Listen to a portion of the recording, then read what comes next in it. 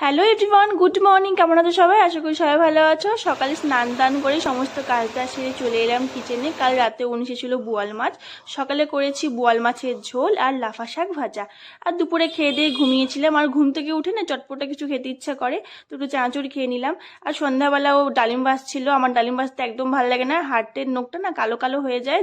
আর রাতে ভাতের মধ্যে দিয়েছিলাম ঢেঁড়স। আর কদিন থেকে এত বৃষ্টিও হচ্ছে, মনে হয় যে বর্ষাকাল পড়ে গেছে। দুদিন পর তো হোলি, এভাবে যদি লাগাতার বৃষ্টি হতে থাকে সবার হোলিটাই মাটি হয়ে যাবে। আর এদিনে না ঘুম থেকে উঠতে ইচ্ছা করে না, মনে হয় যে বিছানাতে শুয়ে থাকি। মনে হয় যে পকোড়া খিচুড়ি এগুলো বানিয়ে বানিয়ে খাই, আর কোনো কাজও করতে ইচ্ছা করে না। আর ও সকালে খেয়ে দিয়ে বেরিয়ে পড়েছে। আজকে সকালে রান্না করেছিলাম খিচুড়ি, তো যেহেতু বৃষ্টি পড়ছে আর খিচুড়িও খেতে ইচ্ছা করছে, দুদিন থেকে সকালবেলা করেছিলাম খিচুড়ি আর পাঁপড় ভাজা। আর আমার ভিডিও তোমাদের কেমন লাগে তোমরা আমায় জানিও। আর আমার চ্যানেল নিউ হলে প্লিজ আমার চ্যানেলটাকে তোমরা সাবস্ক্রাইব করে দিও। আজকের ব্লগটা এতটুকুই, দেখার জন্য নেক্সট ব্লগে। সবাই ভালো থেকো, টাটা।